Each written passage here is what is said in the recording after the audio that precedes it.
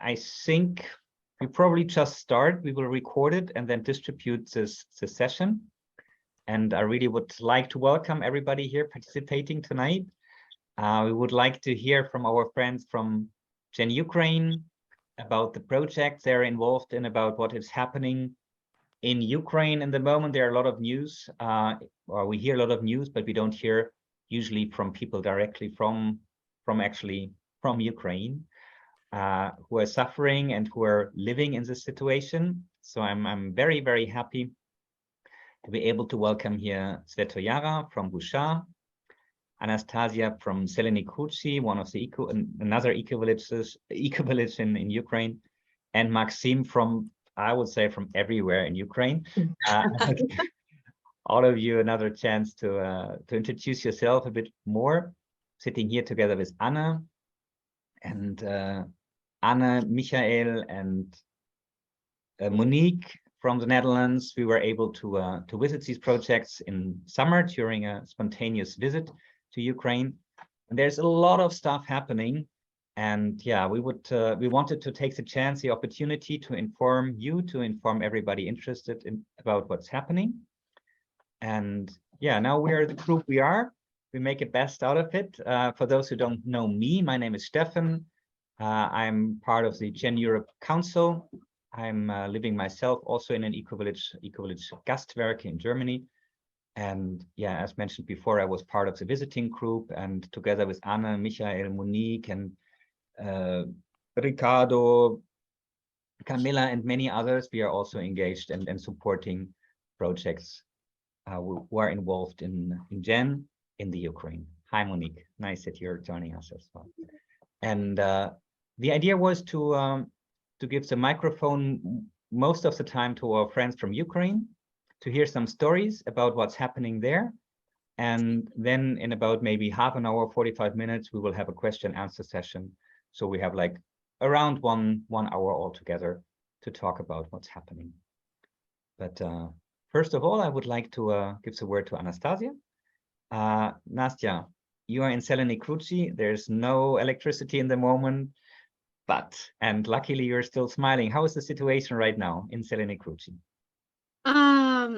Well, all our life depends now on electricity, and sometimes we have it according to the schedule. Normally it is 4 hours after all 4 hours, and in that case everything goes well, because you can plan things. You can plan when you cook food, when you take a shower, when you recharge all your things, when you're online.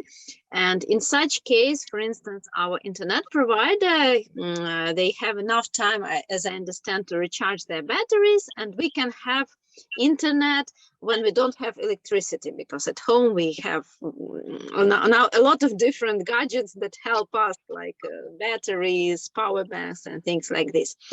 But it can change any day.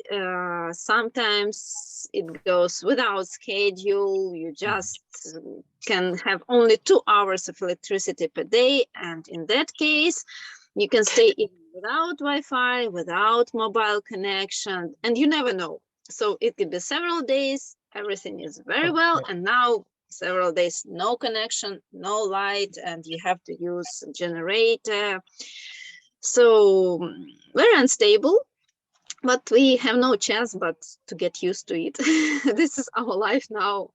Hopefully with support from Jan, so hopefully we can provide gadgets. As I'm one of the coordinators of the project, it is important that I'm online, so I have this support, fortunately. Yeah, thanks very much. And electricity is obviously a big problem. Maybe you can explain everybody in brief, what is Zeleny Kruchi anyway? I mean, how can we picture that for those who haven't been there? It's an eco-village in the central part of Ukraine, in Kiev region, 2 hours by car from Kiev. And we have by now 12 families, including new families that joined this year, like displaced families, and they decided to stay. And we are situated in a normal Ukrainian village, even in 2 villages close by. So we are dispersed. We don't live all together in one place. We have distances among our families. Yeah, thanks very much. And we'll come back later to this situation. Setoyara, you also live in an eco-village in Busha, which is not so far from the Moldovan border. How is the situation in Busha in the moment? And also explain us a little bit about your place. What is special in Busha? Yeah, I would say that Busha is a magical place, first of all. So that is why our community mostly based on this wish of people to be in Busha. So the place gathered us together. A lot of people here who actually come here for some spiritual experience and for possibility to live on the land. So from the beginning of the war, because we are on the border with Moldova, so it's quite safe place. So that is why I'm very grateful that European team could come to us and stay with us in the summer for a while, because it's quite safe here. So our community now is much bigger because of refugees who came to us from the beginning of the war. So now our community is much bigger, and a lot of people who came here not because of some spiritual purposes, but to survive. And our main reason of our work as community builders is to connect everybody and to give some place and space to all kinds of people who decided or were like forced to come to Busha, but decided to stay here and continue their life, or I would say build a new life here with us, with our community. So now from all those, like we accepted more than 2,000 refugees from the beginning of the war, and 250 were staying with us during warm period. But now it was winter season, around 100 families staying with us. So it's still very big community, and I'm very happy with this, but it also gives us a lot of challenges. And we will hear about these challenges also later. Yeah. I would like also to invite Maxime to share a little bit. Maxime, you have the, in a way I can say, the privilege to be able to travel around and see a lot of eco-villages, and you know a lot of eco-villages in Ukraine. How would you assess the situation in the Gen world in the moment? How do you see the different situations in the eco-villages in Ukraine? Yeah, it's some different situation in different places. But last time when we had travel, it was a tour between Zeleni Kruchi and Busha, and we meet some other eco-villages. And when we travel during the tour in the road, we have no connection in the internet or telephone, mobile connection, because no lights, no electricity, and station no work. And it was some silent time. It's not good, because Ukraine before the war it was very digital, good mobile connection, good internet connection, and this blackout, it's for us it's a real big problem, because for it's a lot of people in community work outsource IT or something else in internet, or sold product it was producing in eco-villages, and no electricity, no connection, no commerce, no work, and it's real big problem for making money for these families, for communities. And because our villages stay in places long distance between cities, and working for working you should work only online or something else, because it's a place with no work. And economics in Ukraine now, it's not so good. It's real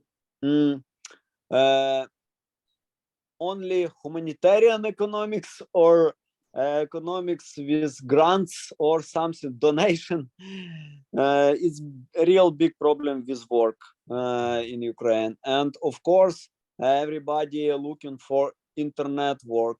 And if now my internet work, because I have a specific accumulator and power banks with router and with light, and I have connection. But we looking for a lot of different power station for make this connection. And Yeah. sometimes we need Starlink or repeater 4G for looking some connection. It's questions, big question for our community is it's a connection between people, because people live in long distance, and internet connection is very critical for us. Yeah, Maxim, I would like to hear like one example maybe from Anastasia, because I know internet connection, it sounds so like general. But for example, if you take the example of education, I know that is a big problem, and maybe Anastasia or yeah, you have children, Svetoyara also has children. Why is internet connection so crucial in the moment? Yeah, well, it began already with COVID pandemic, that all schooling in Ukraine went online.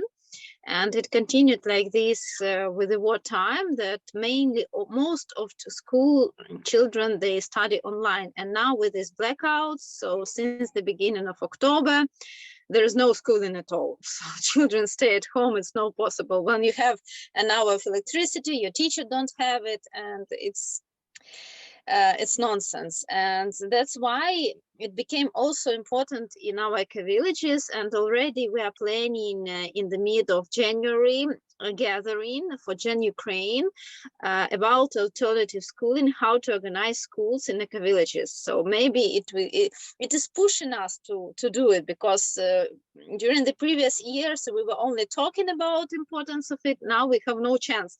We have to do something, because children don't go to school, they don't have studies. Yeah, and I think that's a very good example, or it helps us to understand why on so many different levels internet is so crucial. I mean, Maxim was mentioning already the point of like business, connecting to relatives, obviously, but also in like, let's say, simple things like education. It has an enormous impact. Svetoyara, I know from Busha that you already started the school. Maybe you can tell us, or like not really a school, but a meeting place for young people. Yeah. Maybe you can tell us a little bit about this. Yeah, for now we call this kids club, not really school, but now we have this meeting place thanks to donation of Gen Europe and help of Gen Ukraine. We have winter place. Yeah, somebody made demonstration of the screen. Yeah, we made this winter space, so that is why we can continue of our kids club work. Svetoyara, I will ask Wim. He's sharing his screen. He's from Netherlands. I will. Yeah. Okay. Thank you. Please. Yeah. Thank you. And for us, for example, I would say that we can provide for children only support as tutor support. So anyway, children studying online in online school with legal from our state. and has legal program and legal teachers. So that's very important to continue this online education. But we have tutors who help children to go deeper into this program, and have this some adult who can lead, who can explain something, who can help in this studying process and take care and give this like people-to-people connection, some circle in which children can grow in communication with others, in community.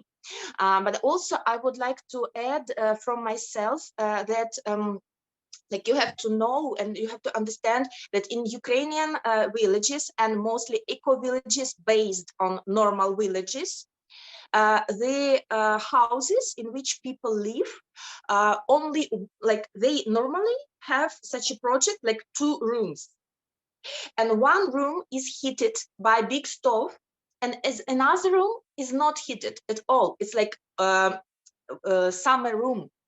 So mostly in all our houses, which are now fully packed because of also refugee family who came to us, so all rooms are fully packed, and winter room and summer room.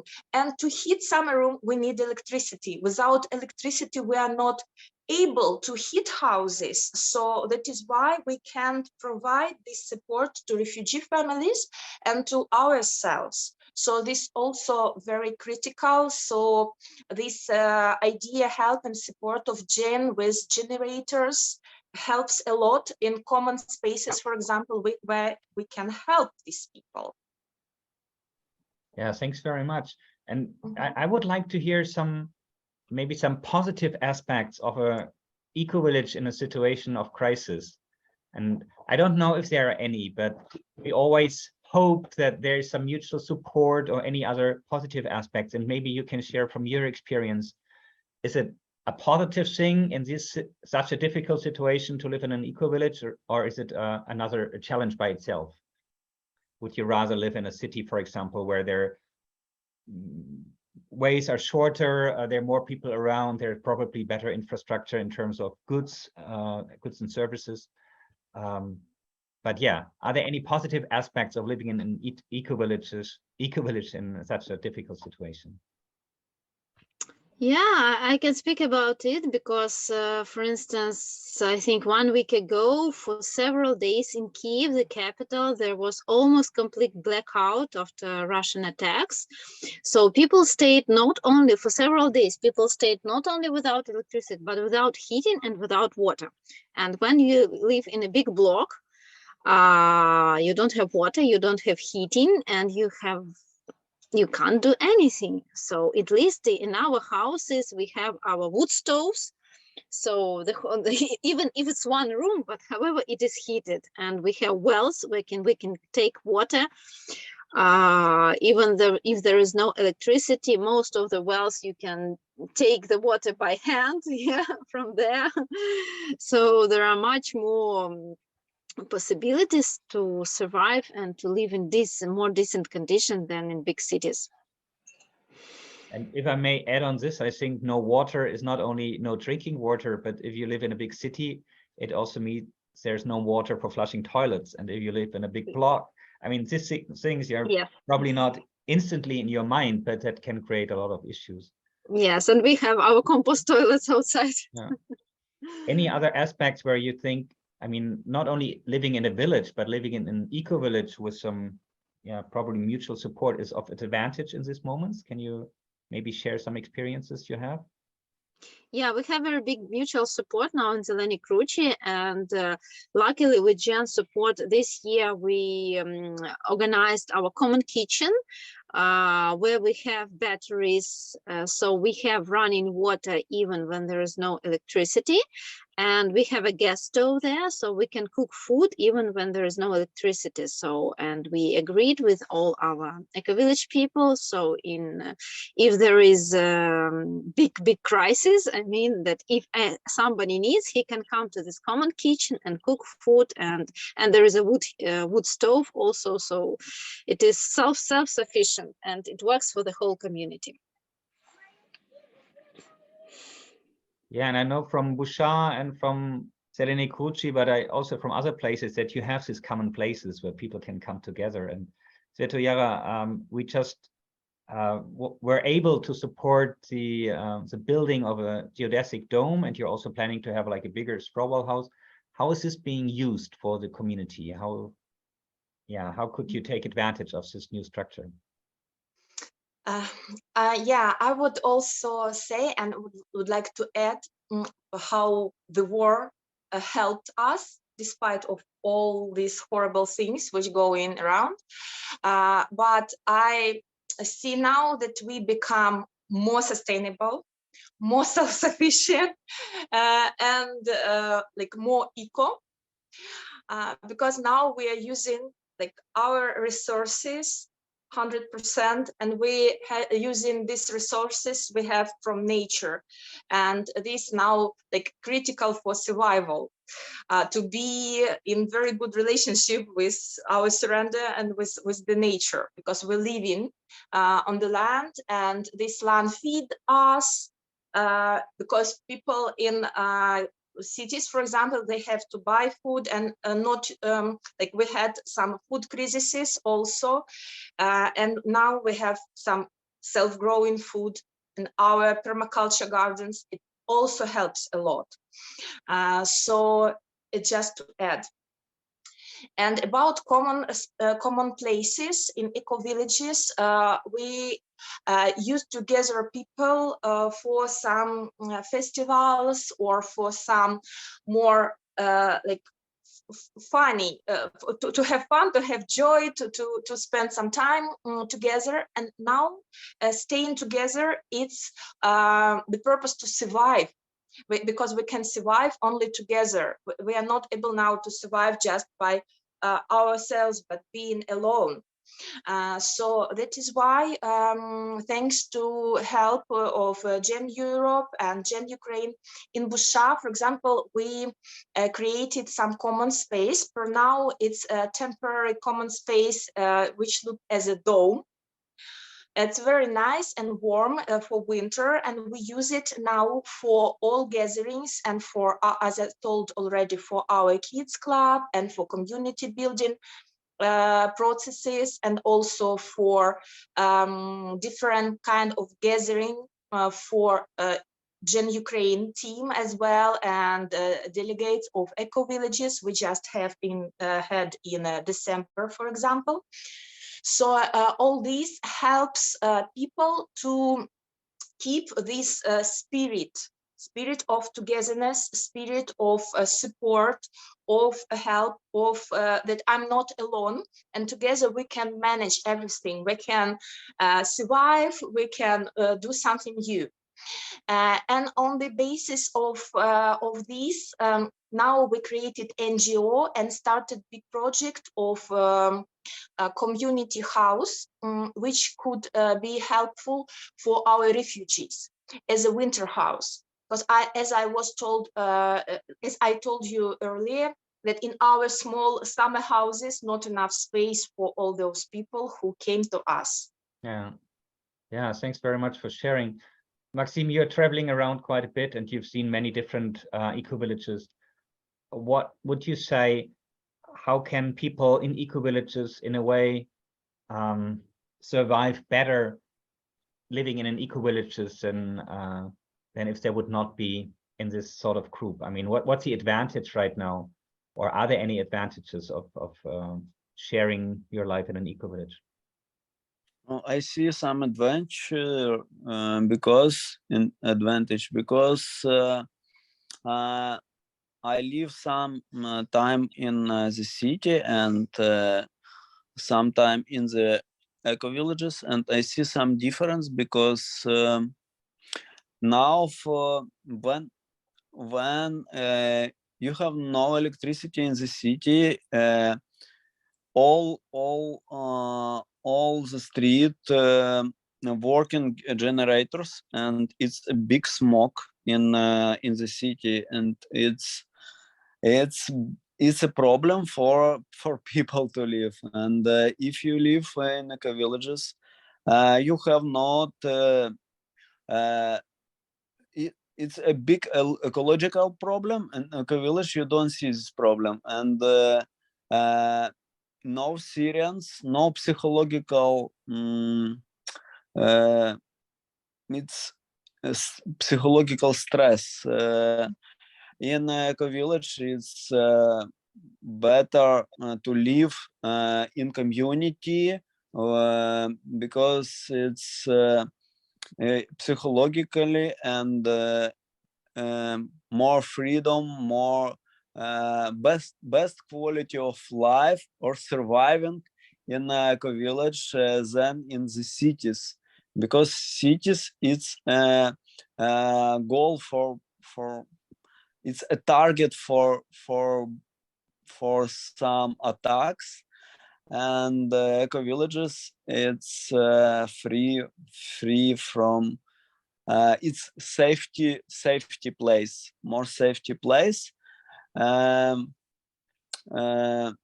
I see that people live together, they more happy, more protected, and help each other in different situation. And of course it's about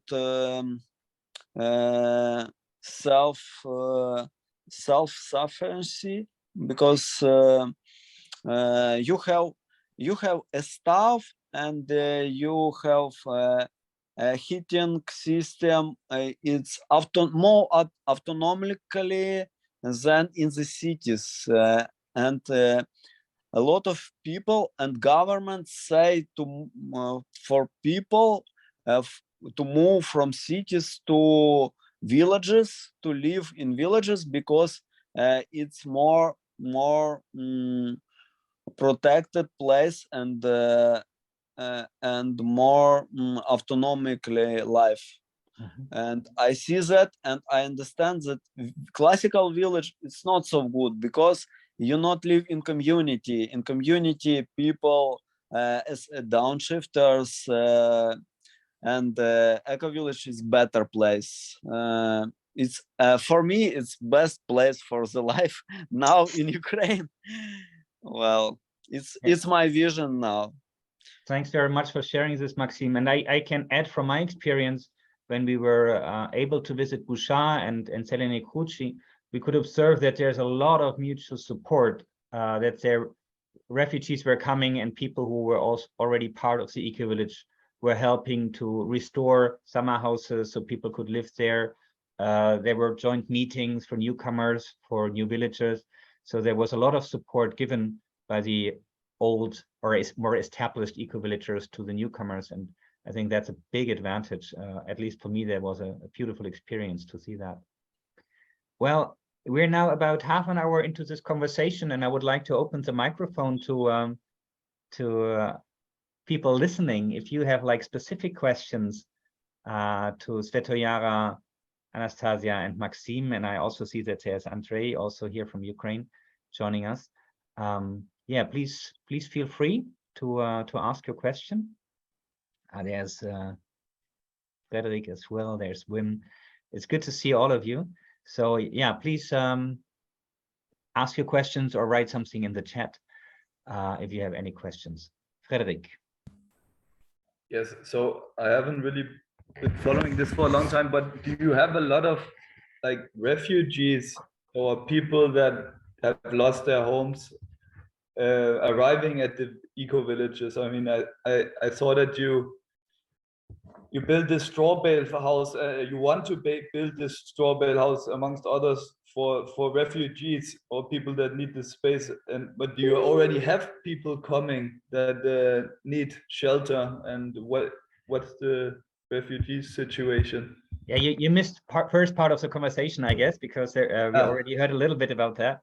But maybe one of you can share again also about the project Green Road, how eco-villages were supporting refugees or internally displaced people in the last couple of months. Yeah, maybe just briefly, yeah. So briefly, I can say that from the beginning of our project, which began on the second day of the war in February, our communities have hosted more than 3,000 people. A lot of them were just in transit, so they were staying and then they were going further. And we entered the winter with around 600 displaced people who decided to stay in our communities and spend winter there. Yeah, Maxim, if you can add, because I can speak a lot about this. I have Strobel house too, and some refugees live in my house, but not so long time. But in sometimes we live, and I want to say that I like Strobel house, and I understand what it means. And it's now in winter, it's very effectively, yes. Yes, because it's very heat, a comfortable life in it. But I pass to Svetayara. Yeah. Thank you. I would say that from the beginning of the war, when Ukraine made this project of Green Road, when people who lost their houses because of the war actions were moving from eastern part of Ukraine to the western part and abroad, trying to hide from the war or find some new place, so they could find this shelter in eco-villages, because these are really safe place, somewhere normally in forests when nobody can find them, with not really good roads to drive to. So they are very extremely safe places, hidden shelters. So that is why several eco-villages which could accept more people, they started building some common houses, because as I told in the beginning, we have not so many houses in eco-villages like for rent or for some other people, and we have some houses of members of community. In Busha, for example, we also have some green tourism houses, which are very nice and good and comfortable, but for summer living. And also we have some very old regular village houses, which people can take, and we help them to renovate them a little bit and make more or less comfortable for living. But it takes a lot of money and a lot of time, which don't have neither people nor really community, because to renovate one old house needed more than 20,000 euro for one small house. And in Busha, for example, we had in spring, in May, when first time Jen's team came to us, we had 250 refugees. So we just calculate that it's not really possible to help all these people, but we really had this wish to help them. So that is why we made a project of one big common houses, from eco materials and very warm, really energetic, effective, in which people, refugees, could spend winter and cold season in Ukraine. You have to know that cold season in Ukraine, it's almost half a year. It's not 3 months of winter, because it started in October and finished in April. So we decided to help those people to spend this cold season with us, and started this refugee winter house, as we called Busha Toloka project. And also, I know that in some eco-villages of Green Road, also people started some project of common houses, and now we have 6 common houses in the process of building in different eco-villages of Green Road of Ukraine. So this is the, despite of that idea is very big, this is the cheapest way to give shelter for big amount of people. And answering the question, why we are building this now, because it's already winter and we obviously can't give shelter for those people who already staying with us this winter. I can say that it's not only problem to give shelter for those people who trying to hide from the war. It will be much bigger problem to give some space for those people who won't wait and will come back from Europe, where you now giving shelter to them, back to Ukraine. And they don't have houses, don't have some places where to go, but they want to come back to Ukraine and spend their life in Ukraine. So we're making some platform and this safe shelter, safe place in different eco-villages of Ukraine. And Busha is maybe the biggest project per now. I believe that it's per now, it's like a pilot project, which can be duplicated and multiplicated in other eco-villages. We are on the border, so that's why for us it's critical, because we accept a lot of refugees and people already calling, could we come to you when this house will be ready, because we want to come back. We want to come back to Ukraine from Europe. We want to stay and help Ukraine. Thanks very much, Svetoja, and thanks very much for this very comprehensive answer on a short question. And that I can add from the very beginning that I know that many eco-villages in Ukraine and also other permaculture projects, and there's a strong link between the eco-village scene and the permaculture scene, were just opening their houses, and quite often only for one night or 2 nights, but it was as you have mentioned, a safe space for people to stay. There were also support coming, partly also material support, for example, from Denmark with a container of clothing and stuff, which could help like in an emergency situation to help people out. And now the situation is probably a little bit more under control than it was in the very beginning when there was a lot of chaos. But especially in this chaotic situation, there was a lot of mutual support and spontaneous support from eco-villages. And we don't speak about hundreds, we speak about thousands of people. Well, just one quick follow-up question. Can you get the materials and tools and so on and so forth which you need in this time with the money? Like if you have the money, can you get is there a supply for the things you need, or is that also difficult to get hold of in this situation of war? Most of the time we can find it, but sometimes the price is doubled. For instance, for generators, for sure it is doubled, and you have to run for it to find some. But however, there are supplies. Yeah. Okay. Sometimes it is more expensive than in Western Europe now. Yes. Okay. Thank you. And generally, it's much easier to transport money than to transport goods. Even so, there are some attempts, and we already had containers shipped to Ukraine, so we also have possibilities to ship stuff. But then it's also, Ukraine is not a small place. Then there's a question how to distribute the stuff within the country, and that needs gasoline, and transportation needs. So it's not so easy, and money is much easier to transfer. Okay, thank you. Any other questions? Or additional information you would like to share?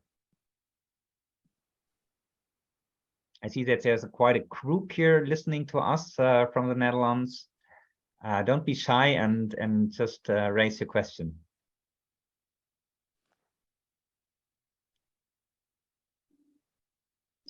Well, in the chat, I don't know if you all have seen that, there was a question on which are the goods which are needed the most, and in our support group, we were discussing this issue quite extensively, and there is a list actually, yes.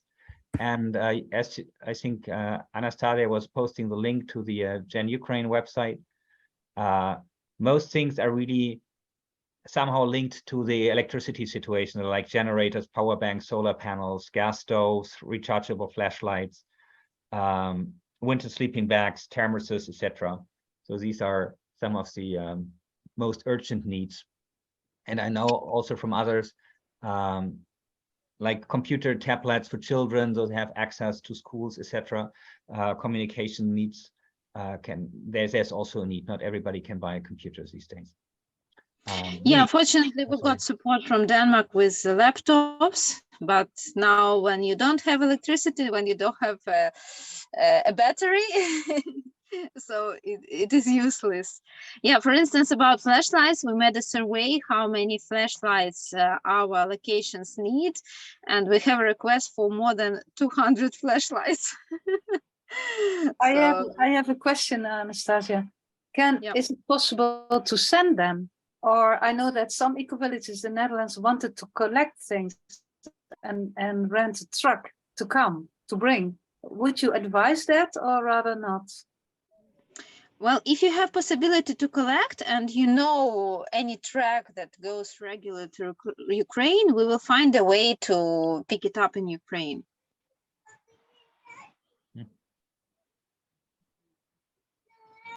Yeah, it is not so easy. I can add this, but we had ways, and if you're interested in shipping something directly, make sure to be in contact with our friends from Gen Denmark, from Løs, with Irina, who is currently in Denmark, or with Camilla and others, because so we are not duplicating stuff, and they might be in the very moment also trying to organize another truck or so traveling to Ukraine. So before you start your own project, just be in contact with Camilla and the Gen Ukraine group. Yeah, maybe we can fill it with stuff from different countries. Yeah, that's why I'm mentioning that. Yeah, there's a Gen Ukraine support group with some members from Gen Europe, and also with Anastasia and Svetoyara and Maxim participating there. So there is stuff organized on another level as well. Okay. Are there any other questions? Yeah, maybe if there is this working group, maybe you can post somewhere how we can participate. Mm-hmm. Is it, yeah, because I know that many people want to bring stuff, and yeah. Yeah, we can easily talk about it. It's a rather small group to make things it's not like open for each and everybody, but if you're really interested, you definitely can join. And when it comes to transportation, just leave us a note. Like I'm, for example, part of the group, so is Anastasia or Maxim. Just leave us a note and we'll connect you directly. Yeah, well, if there are no other questions, I would like to give the microphone again one more time to Maxim, Anastasia, and Svetoyara. Maybe there's something you would like to share to end up the session. And yeah, anything you would like to let us know without any specific question. Maybe Maxim, you can start, and then we give it to Svetoyara and Anastasia. Any final words from you for this very call? Well, maybe I want to say about our needs very short. It's about 4 ways. One, it's about electricity, energetic autonomic, and we start to speak a lot about producing energetic, and of course it's about maybe solar panels, how to generate eco-village energetic electricity. It's the first questions, and next it's about connection, it's internet and communication, mobile connection between communities, between people to connect and to help each other as much as possible. And we speak about question about mobility. It's about bicycles, and a lot help from Denmark and Netherlands, because bicycles help people, refugees, women with children move to community gathering, to schools, to stores or some other places in eco-villages. And we speak about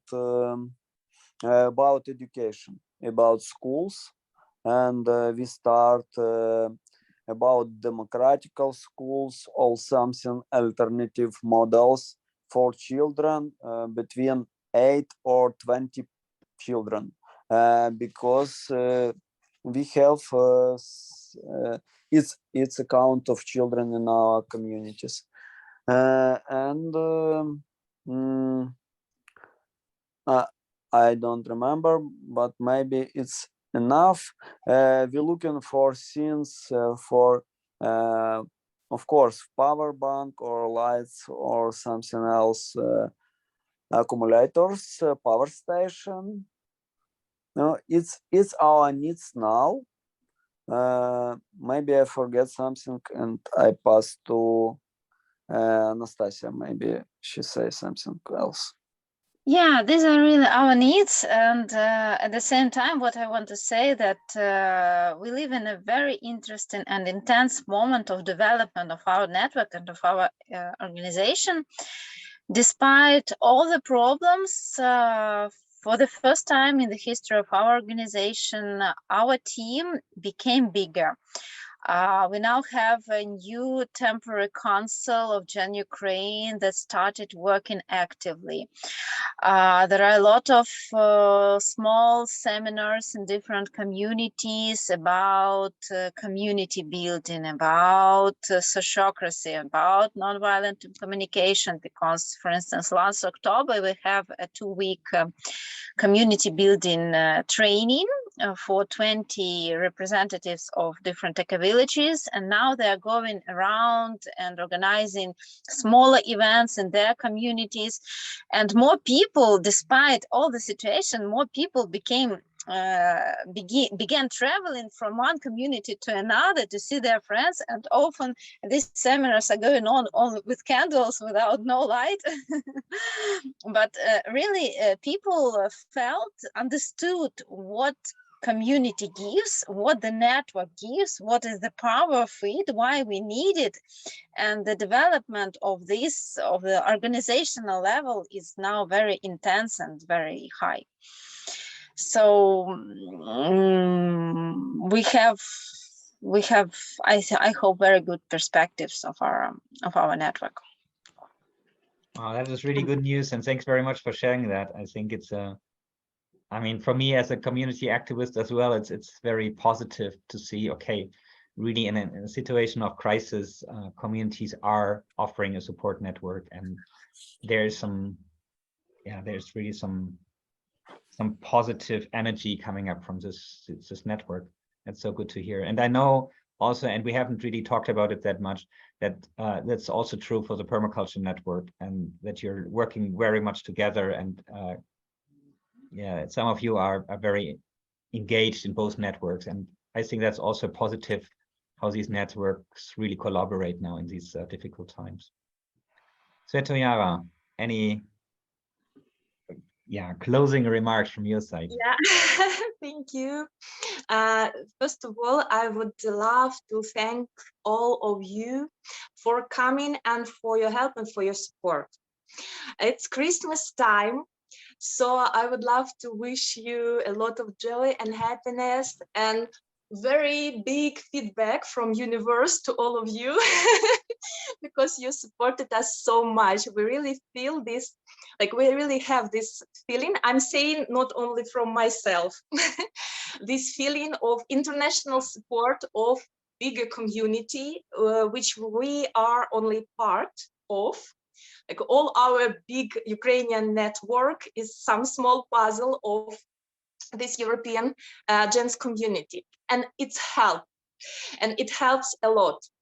And also I would like to add that these common spaces we build now in different communities, and Busha Toloka project of winter houses for like we call this Green Refugee project. And it's also possibility to become more effective, and also in from economical point of view, because when we have one house, we need one generator, one stabilizer of electricity, one stove, and one like system, and like we minimize our needs and helping with this bigger amount of people. And it's eco and from both sides, and ecological and economical. So I think that this idea of common spaces in Ukraine, it's not so popular as in Europe now, and we are now improving and providing this idea. We started from Busha and several eco-villages of Green Road, and now Maxim also provide this idea and popularize this idea for all Ukrainian network. So we want also, because Christmas, it's a time of gifts, giving and receiving. From Busha Toloka, we created some web page for exchange of gifts. So we would like to make a gift for everyone who will make a gift for us as one straw panel. We would like to make a Christmas gift for each of you. It's a really green tree in our permaculture garden. It's not just regular tree, it will be your name tree in Busha Toloka permacultural garden. And you're always welcome to come to us, to visit us. It's really easy to come from Europe because Iasi airport in Romania is very close.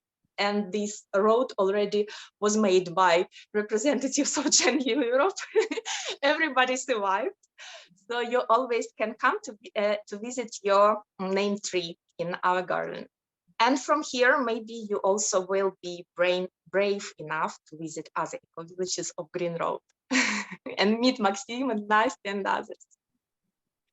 Yeah, well, thank you so much. And I think it's a beautiful idea for fundraising and for really doing good on several levels and to support this project. And there, I posted the bank account, and I know that all of you who are now in this call are very active anyway. But if you can distribute this account and also the PayPal number, I think that's of good help, really. It's a good opportunity to support projects in Ukraine. And we are all one. I mean, it's one world, and we really have to take care about ourselves. And one way of taking care of ourselves is to support our friends in Ukraine. And I see Monique with her hands up, and then I would like to close this circle. Thanks very much, Monique. Yeah, so thanks, Stefan, for organizing this. Just a final remark, I put in the chat a link to a Gaia education developed for school children, which was developed this year with 5 European eco-village networks, and was Estonia, Netherlands, Spain, and so on. And it's the whole curriculum is there. So maybe you can use it, Maxim, Anastasia, Svetayara. I put the link. So maybe it's of some help. And really, I'm really happy to meet you online, and my heart to your heart. I wish us a much better 2023. Yeah, thanks very much to each and everybody to participate today. We were a few less people than hoped for, but maybe next time we will be more, and I'm sure we will try to distribute this little conversation here also to others. Thanks very much for taking the time, and I wish all of you the very best. And yeah, as Monique already said, a good start into the next year, and let's really hope for peace and pray for peace, and that it has to become better. Thank you very much for being here. Thanks to all of you, and I wish you electricity in the next couple of hours. Thank you. And it's beautiful always to see your smiles, even in this difficult times. Thanks very much. Thank you. Bye-bye. Thank you. Bye-bye. Bye bye. Thank you.